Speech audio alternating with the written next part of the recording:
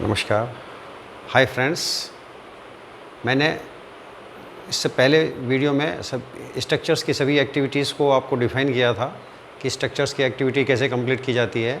अब मैं इस वीडियो में आपको फिनिशिंग की सभी एक्टिविटीज़ को डिफ़ाइन करूँगा स्टेप बाय स्टेप।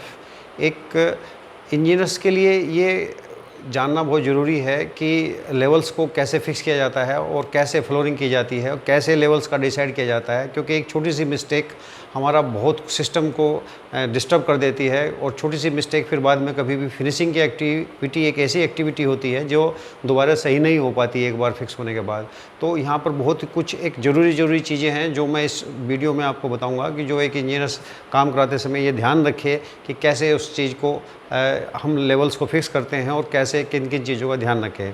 तो फ्रेंड्स, सबसे पहले हम रोड्स का लेवल को डिसाइड करते हैं। जो हमारी रोड्स होती हैं, रोड्स की में सीवर लाइन डालने के बाद में जो लेवल्स उसका डिसाइड को WBM डालने के बाद जो फिनिशिंग लेवल है वो हम डिसाइड कर लिए जाते हैं सीवर लाइन के अकॉर्डिंगली, जहाँ भी हमारा डिस्चार्ज होता है। उसके बाद उस सीवर लाइन, उस रोड के लेवल से जो हमारा एक ग्राउंड लेवल डिसाइड होगा, ground level suppose 500 mm up से ग्राउंड लेवल डिसाइड हो गया। ग्राउंड लेवल की फ्लोरिंग फिनिश होने के बाद हम ग्राउंड लेवल से सीधे फिर स्टेयर्स, ग्राउंड लेवल से स्टेयर्स का लेवल को डिसाइड करते हैं। इस ग्राउंड लेवल का लेवल फिक्स होने के बाद स्टेयर्स का 250 mm कोई भी राइजर और 300 ट्रेड्स के हिसाब से हम फ्लोरिंग को स्टेप बाय स्टेप हम इसको लगाते हुए चले जाते हैं।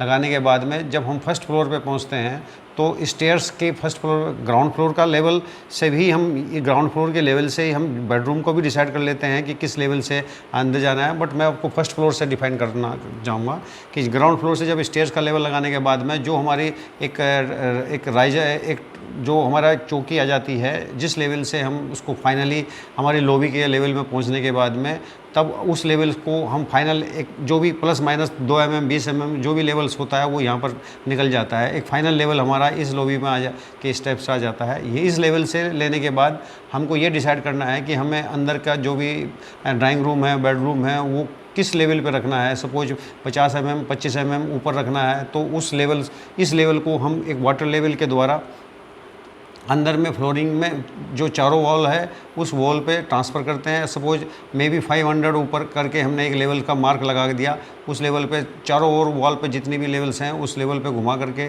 कि एक सूते के द्वारा, जो कलर के द्वारा एक सूते से एक लेवल को पटक करके उसको एक लेवल घुमा दिया जाता है। वो एक हमारा बेंचमार्क बन जाता है। अब उस लेवल से ही हमको डिसाइड करना होता है कि भाई हमारा को इसको ये फ्लोरिंग जो है इस लेवल से हमारा कितना नीचे रखना है। सपोज हमारा 500 पे हमारा लेवल का निशान लगा हुआ है, हमको इसमें इससे हमें 50 mm ऊपर रखनी है। तो 50 mm का मतलब है कि हमें इसमें एक टाइप का बुर्जी टाइप के बना करके कि 450 पे हम यहाँ पर 450 पे एक इसका एक बेंचमार्क डिसाइड कर देते हैं जगह जगह पे, और उसका स्लोप डिसाइड कर देते हैं कि अगर मैं यहाँ 450 रखता हूँ तो इसकी एंट्री पे जहाँ पर हमारा वाटर का स्लोप होगा, जहाँ एग्जिट वाटर होगा उस पर कितना स्लोप रखेगा। सपोज यहाँ पर 450 है तो यहाँ पर 460 होगा, जहाँ डाउन रखेंगे वहाँ पर 460 रहेगा। तो एक उसी हिसाब से ये लेवल मेरी फिक्स हो जाती है। उसी लेवल से हम डिसाइड कर करके इसमें फ्लोरिंग लगाते हैं। उसमें ये उसी में ही हमारा स्लोप किधर वाटर का एडजस्ट होता है, किस हाइट रखनी होती है, इसी लेवल से मार्क करते हुए उस पूरी बिल्डिंग के अंदर में जो वाटर लेवल है वो 500 के ऊपर रखा है। तो 500 में कंप्लीट बिल्डिंग के अंदर में टॉयलेट्स के अंदर, बेडरूम, ड्राइंग रूम सभी केवल एक लाइन घुमा दिया जाता है। उसी लाइन से ही हम पूरी फ्लोरिंग का लेवल डिसाइड करते हैं। उस फ्लोरिंग लेवल डिसाइड करने के बाद ही हम फ्लोरिंग को स्टार्ट करते हैं। अब फ्लोरिंग मेन क्वेश्चन ये आता है कि जब एज पर ड्राइंग अगर हमने ये सब कर लिया है तो फ्लोरिंग को कैसे लगाते हैं। फ्लोरिंग को लगाने के लिए सबसे पहले तो हमने लेवल डिसाइड कर लिया। लेवल डिसाइड करने के बाद में हम बेडरूम का साइज़ देखते हैं। ऐसे नहीं कि रैंडमली हमें कैसे भी, पहले ड्राइंग को बनाने के बाद एक किसी पेपर पे और उसका साइज़, रूम का साइज़ देखते हैं। रूम का size finishing suppose for example मैं एक रूम का एक साइज़ लेके चल रहा हूँ। सपोज 4 मीटर 40 सेंटीमीटर का सपोज मेरी एक रूम की लेंथ है और 380 की लेंथ, 380 की विड्थ है। अब इसमें मेरे को फ्लोरिंग करनी है। फ्लोरिंग करने के लिए सबसे पहले मेरे को साइज़ डिसाइड करना होगा माइंड में कि सपोज मेरे को 600 बाई 800 का पीस कटिंग करना है पत्थर का, तो 600 बाई 800 या 600 बाई 800 की टाइल है या या 600 बाई 600 की टाइल है या 800 बाई 800 की टाइल है। मैं फॉर एग्जांपल एक 600 बाई 800 का ही एक साइज़ लेके चलता हूँ। 600 बाई 800 का एक पीस स्टोन का पीस कटिंग करने के बाद हम उसको कैसे डिसाइड करेंगे कि किधर से भी लेके नहीं चल सकते। अभी हमें क्या है कि सपोज मैं विड्थ वाइज लेके चलता हूँ, तो विड्थ मेरी अगर सपोज 4400 mm है, 4400 में मैं 600 के along this length wise along this मैं 600 mm को लगाना चाहता हूँ, तो डिवाइडेड बाई 600 करता हूँ तो मेरे 7.33 मीन्स 7 नंबर पीस मेरे पूरे आ जाते हैं और 330 mm बच जाती है। अब 330 mm डिवाइडेड बाई 2 मतलब 115 mm बोथ साइड, मेरा 115 mm बोथ साइड मेरा गैप बच जाता है। तो 115 mm बोथ साइड मेरा यहाँ गैप बच जाता है। अब इसी को ही मैं अगर इसके वर्टिकल साइज में लेके चलता हूँ, इसकी विड्थ की साइड में चलता हूँ, तो मेरी 3800 की लेंथ है। 3800 का अगर मैं 800 का पीस लंबा लेके चलता हूँ तो 800 डिवाइडेड बाई 3800 4.75 मीन्स 4 पीस मेरे पूरे हो गए, नंबर 1, नंबर 2, नंबर 3, नंबर 4, और मेरे पास में 750 mm की जगह बच जाती है। जैसे मैं 2 डिवाइड करता हूँ तो 375 mm बच जाता है। इट मीन्स मेरा इस साइड में मेरा फर्स्ट 375 की पट्टी आएगी, इधर 375 की पट्टी आएगी, इधर मेरी 115 की पट्टी आएगी, ये 115 की पट्टी आएगी। मे बी अगर हमको इसको इक्वल करना है तो थोड़ा सा साइज इसमें प्लस माइनस कर लिया जाता है। सपोज मेरा यहाँ 3 अगर मैं 115 है तो मैं 800 से थोड़ा सा ज़्यादा है, थोड़ा सा पीस 810 है या 800 mm का पीस बढ़ा लूँगा इधर, तो मैं इस पीस से इसको 4 पीस में बराबर कर लूँगा। मैं 115 यहाँ ले आऊँगा, 115 आऊँगा, एज वेल जैसे भी इक्वल पीस रखना है तो इक्वल के साथ, और अगर वैसे पीस रखना है तो एस के साथ। तो मैं इस हिसाब से इसको पहले पेपर पे डिसाइड करने के बाद में तब मैसन को किसी भी कॉन्ट्रैक्टर्स को मैसन को लगाने के लिए अलाउ करूँगा कि ठीक है, वो एक साइड से स्टार्ट पॉइंट कहीं से भी पकड़ेगा, कहीं से भी एक स्टार्ट पॉइंट पकड़ने के बाद में उसको स्टार्ट करेगा फ्लोरिंग को। फ्लोरिंग लगाने के लिए अब ये तो हो गया मेरा मेन चीज़ है कि पीस कैसे कटिंग करते हैं, कैसे उसका डिसाइड करते हैं।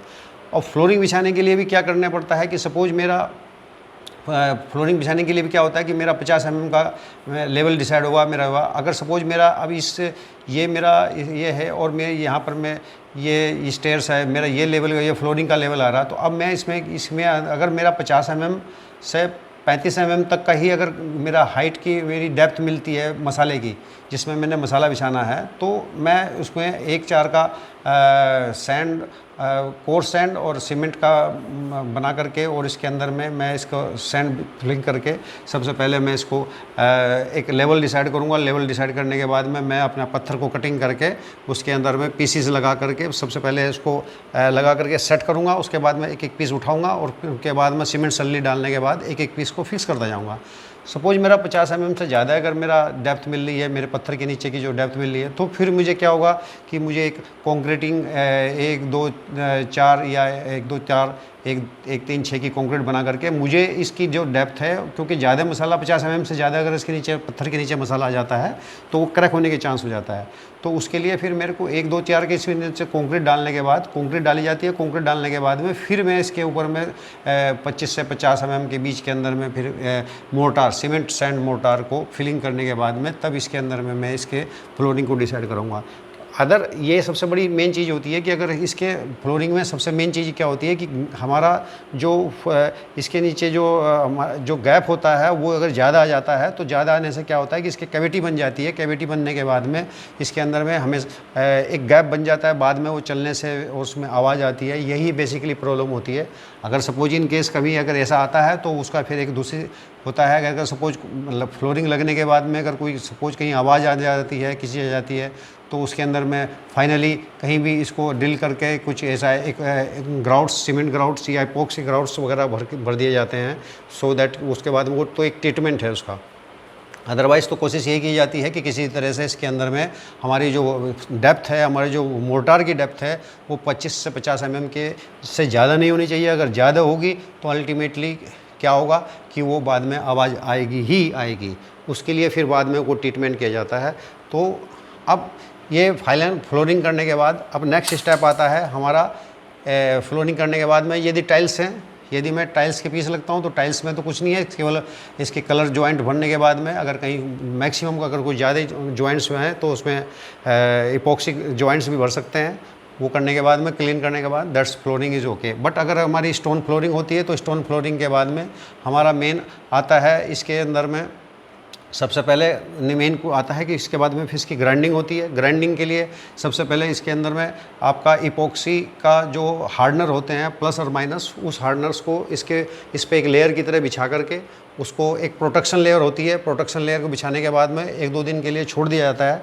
वो छोड़ करके पत्थर का जो जॉइंट्स है, जो रेसा है, जो वो सब उसमें फिल हो जाता है। 1-2 दिन छोड़ने के बाद में नेक्स्ट फिर ग्राइंडिंग की जाती है। ग्राइंडिंग में हमारा जीरो बट्टी होती है। जीरो बट्टी से हमारी 6 से 7 बट्टी तक होती है। और अगर मैं आगे इसको ग्रेनाइट पॉलिश, एक तो सिंपल पॉलिश तक की, क्योंकि लास्ट की जो बट्टी होती है वो पॉलिश वाली बत्ती होती है। यदि मैं ग्रेनाइट पॉलिश बताऊं तो उसको अभी वो 8 से 9 नंबर की बट्टी होती है। पहले हमें जीरो बट्टी से क्या होता है, इसको कटिंग होता है, पत्थर का जो इपॉक्सी होता है वो हल्का सा कटिंग हो जाता है। जीरो बट्टी से ऊपर का कटिंग रेसे कटिंग हो जाते हैं। फिर नंबर 1 बट्टी लगती है, फिर उससे कटिंग होती है, फिर उसका और थोड़ा शार्पनेस आता है। फिर 2 बट्टी लगती है। 2 बट्टी तक लगने के बाद में फिर उसके अंदर में जो हमारा इपॉक्सी होता है, इपॉक्सी जो मटेरियल होता है वो फिर उसके अंदर में फिलिंग किए जा करके फिर उसके बार में उसको फिलिंग किया जाता है। कहीं मेरे कोई जॉइंट से अगर कोई रेसा, कोई पत्थर का रेसा ना उखड़ जाए हो, फिर इपॉक्सी करने के बाद में फिर उसको थोड़ा टाइम दिया जाता है। टाइम देने के बाद में फिर 3 नंबर, 4 नंबर, 5 नंबर, 6 नंबर, ऐसे ग्राइंडिंग की एक अलग अलग बट्टी होती हैं जो उसकी एक फिनिशिंग की फिनिशिंग की एक क्वालिटी को इम्प्रूव करती है। वो बट्टी को घसाई करते रहते हैं तो उसके बाद में फाइनली एक पॉलिशिंग की बट्टी होती है जो 6 नंबर 7 नंबर तक की बट्टी होती है, वो पॉलिश की जाती है। और अगर ग्रेनाइट पॉलिश करने हैं तो और उसमें एक बफिंग होती है। फिर बाद में बफिंग करने के बाद में फाइनली फ्लोरिंग की बफिंग करने के बाद हम उसमें एक फाइनल यूज कर मतलब एक बफिंग करने के बाद में उसके ऊपर में एक सीट होती है जो बाद फाइनली इसको, अगर मेरे को एंट्री लेनी है, अगर मेरे को रहना है फ्लैट में, तब तो कोई दिक्कत नहीं है। अगर मुझे कुछ फर्दर वुडन का काम कराना है सपोज या कुछ करना है तो उसमें एक प्लास्टिक की एक लेयर, प्लास्टिक की एक सीट होती है पॉलीथीन, उस फ्लोरिंग के फाइनल घसाई करने के बाद में सीट को चिपका करके फाइनली इसको पेस्ट किया जाता है। पेस्ट करने के बाद में हम फर्दर अपनी एक्टिविटीज़, कोई वुडन वर्क्स या समथिंग, कोई भी नेक्स्ट एक्टिविटीज़ को हम आगे फर्दर करते हैं जिससे कि मेरी फ्लोरिंग डिस्टर्ब ना हो। तो फ्रेंड्स, यहाँ मैंने आपको ये एक विशेष टॉपिक है, इसके अंदर में मैंने आपको फ्लोरिंग्स का बताया है। नेक्स्ट वाली वीडियो में मैं इस एक्टिविटी के बाद में वैसे तो ये एक्टिविटी इससे पहले होनी चाहिए, बट मैं आपको नेक्स्ट डिफाइन करूँगा कि कैसे हमारी फॉल सीलिंग करते हैं, कैसे पीओपी करते हैं, कैसे वॉल की पीओपी, वॉल की फॉल सीलिंग और अदर जो फिनिशिंग की एक्टिविटीज़ हैं वो मैं नेक्स्ट वीडियो में मैं आपको बताऊंगा। अगर इसके बारे में आपके कोई क्वेरीज़ हैं, कोई किसी भी तरह की अगर कोई क्वेश्चन पूछना है तो आप मेरे फ़ोन नंबर पर 9958895643 पर कॉल करके आप पूछ सकते हैं। और आप वीडियो को लाइक कीजिए। नमस्कार, धन्यवाद।